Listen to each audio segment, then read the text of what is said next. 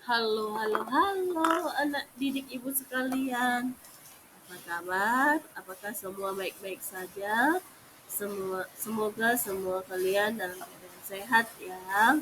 Selamat berjumpa dengan ibu Sitanggang, yaitu dalam materi kemampuan dan keterbatasanku, yaitu materi pada bab 2 yang membahas tentang aku memiliki kemampuan dan keterbatasanku. Baik, pada materi ini kita akan melihat bagaimana itu kemampuan dan bagaimana itu keterbatasan. Sehingga dengan mempelajari materi ini kita bisa memahami kemampuan kita dan keterbatasan kita. Pengertian kemampuan. Nah, kemampuan itu sering kita dengar sebagai kesanggupan,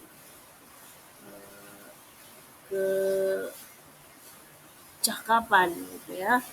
Kemampuan, pengertian pertama adalah kecakapan seseorang, individu untuk mengerjakan tugas, pekerjaan, atau kegiatan tertentu. Kemampuan juga merupakan anugerah yang Tuhan berikan kepada manusia sejak dari lahir. Kemampuan diberikan kepada manusia agar bahagia dan sejahtera hidupnya. Maka kemampuan itu diartikan sebagai sesuatu yang dari Tuhan yang bisa membahagiakan kita, yang mana mengandung unsur kecakapan dalam diri kita.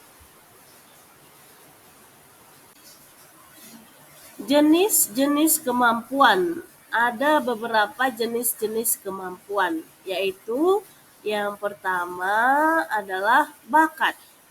Bakat yaitu kemampuan yang bersifat alami dan genetis, yakni yang diturunkan kedua orang tua terhadapnya.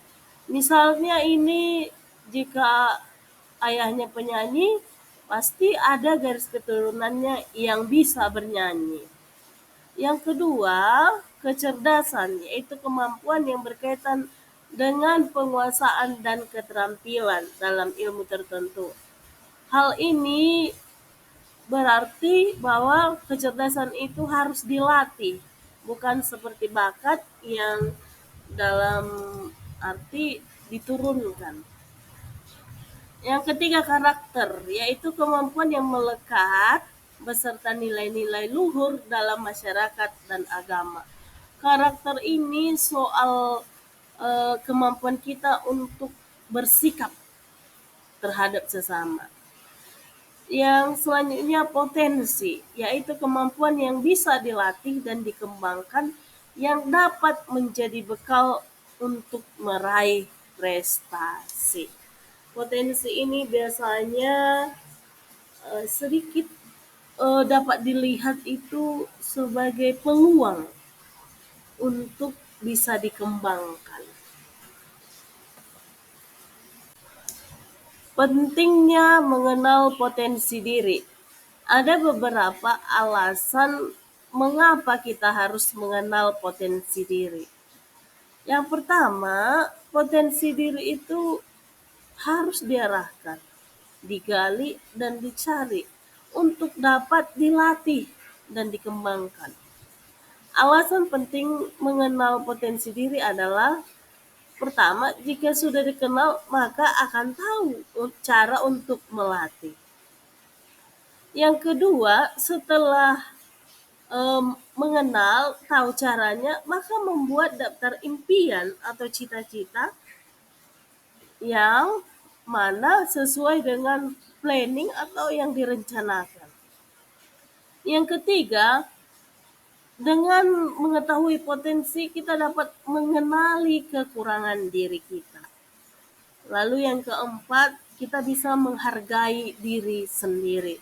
Lalu yang terakhir itu kita menjadi ahli dalam bidangnya atau bidang yang kita eh, asah atau kita kembangkan.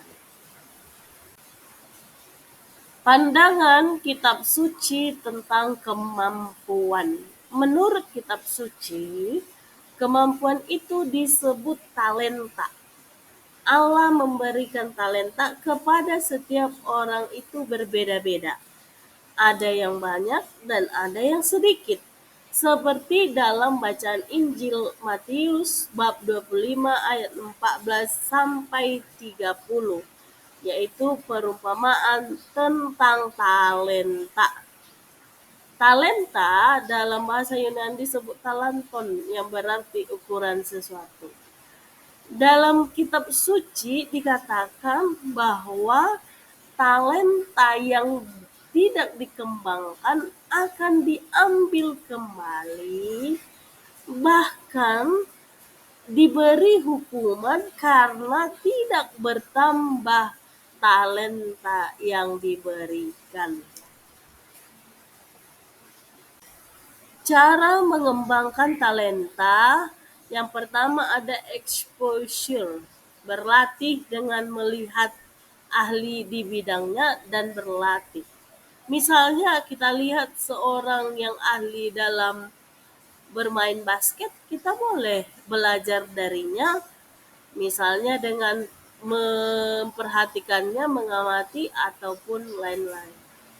Yang kedua, education, yaitu misalnya dengan mengikuti pendidikan atau pelatihan yang sesuai dengan kemampuan atau cita-cita. Yang ketiga, environment, atau bergaul atau berteman dengan orang yang sudah ahli.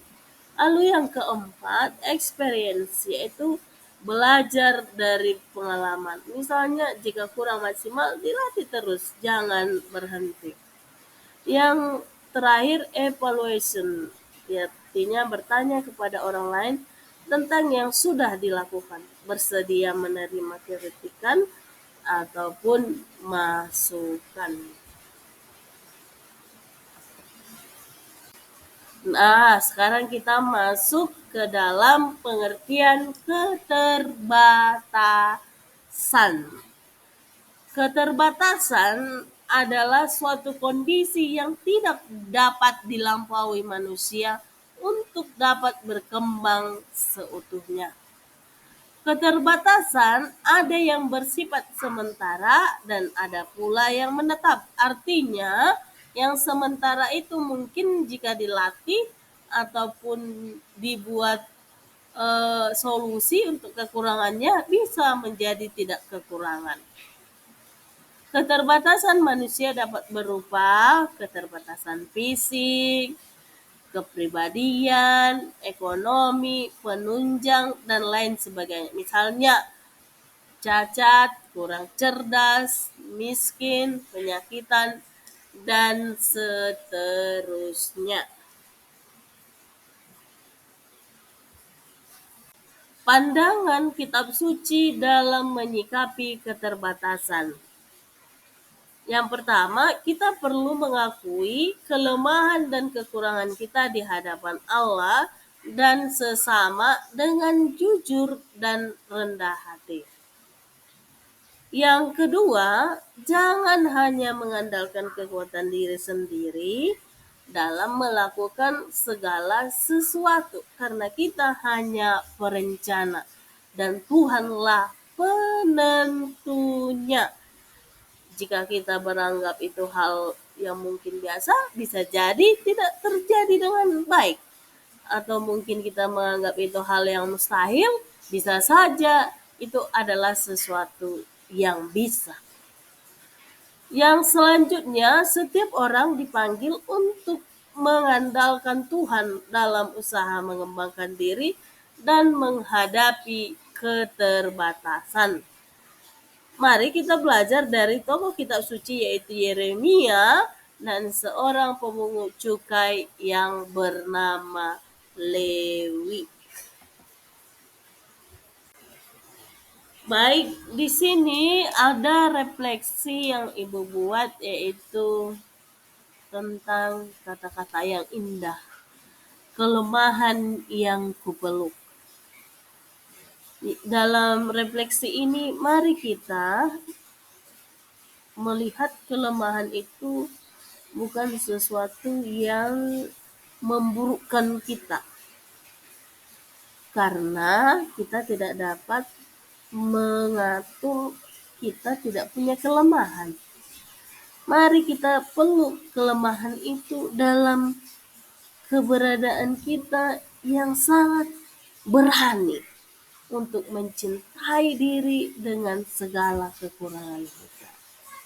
Maka dengan demikian, kekurangan bukan lagi soal ketidaksempurnaan, namun menjadi kekuatan yang kudapatkan secara utuh. Baik, demikianlah presentasi Ibu atau penjelasan Ibu tentang kemampuan dan keterbatasan. Semoga anak-anak didik kami sekalian bisa mengerti, bisa memahami apa itu kemampuan, dengan demikian bisa mengenal kemampuan diri sendiri, sehingga bisa mengembangkannya dan menampilkannya di hadapan sesama, tidak malu-malu lagi. Dan juga tentang keterbatasan diri kita, mari kita terima dengan lapang dada, karena semua manusia punya keterbatasan, bukan hanya kita. Semua manusia punya keterbatasan, karena demikianlah kita diciptakan Tuhan dengan segala kelebihan dan kekurangan kita. Terima kasih.